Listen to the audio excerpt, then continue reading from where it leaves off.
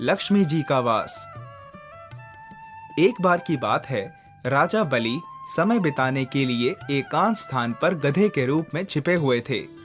देवराज इंद्र उनसे मिलने के लिए उन्हें ढूंढ रहे थे।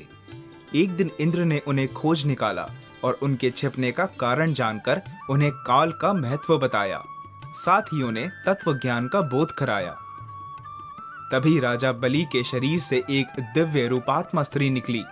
उसे देखकर इंद्र ने पूछा, दैत्यराज, यह स्त्री कौन है? देवी, मानुषी अथवा आसुरी शक्ति में से कौन सी शक्ति है? राजा बलि बोले, देवराज, ये देवी तीनों शक्तियों में से कोई नहीं है, आप स्वयं पूछ लें। इंद्र के पूछने पर वे शक्ति बोली, देवेंद्र, मुझे ना तो दैत्यराज बलि जानते हैं और ना ही तुम या कोई अन्य देवगण। पृथ्वी लोक पर लोग मुझे अनेक नामों से पुकारते हैं, जैसे श्री, लक्ष्मी आदि। इंद्र बोले, देवी, आप इतने समय से राजा बलि के पास हैं, लेकिन ऐसा क्या कारण है कि आप इन्हें छोड़कर मेरी ओर आ रही हैं? लक्ष्मी बोली, देवेंद्र, मुझे मेरे स्थान से कोई भी हटा या डिगा नहीं सकता है। मैं सभी के पास काल के अनुसार आती जाती रहती हूँ। जैसा काल का प्रभाव होता है, मैं उतने ही समय तक उसके पास रहती हूँ। अर्थात मैं समय अनुसार एक को छोड़कर दूसरे के पास निवास करती हूँ।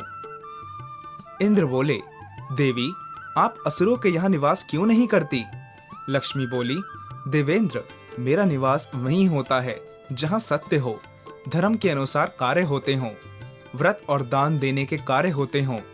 लेकिन असुर भ्रष्ट हो रहे हैं। ये पहले इंद्रियों को वश में कर सकते थे, सत्यवादी थे, ब्राह्मणों की रक्षा करते थे, पर अब इनके ये गुण नष्ट होते जा रहे हैं। ये तप उपवास नहीं करते, यज्ञ, हवन, दान आदि से इनका कोई संबंध शेष नहीं है।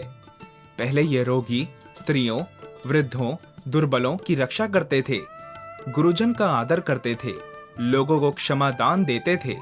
लेकिन अब अहंकार, मोह, लोभ, क्रोध, आलस्य, अविवेक, काम आदि ने इनके शरीर में जगह बना ली है। ये लोग पशु तो पाल लेते हैं, लेकिन उन्हें चारा नहीं खिलाते, उनका पूरा दूध निकाल लेते हैं और पशुओं के बच्चे भूख से चित्कारते हुए मर जाते हैं। ये अपने बच्चों का लालन पालन करना भूलते जा रहे हैं। इनमें आपसी भाईचारा समाप्त हो गया है। लूट, खसोट, हत्या, व्यभिचार, कलह, स्त्रियों की पतिव्रता नष्ट करना ही इनका धर्म हो गया है।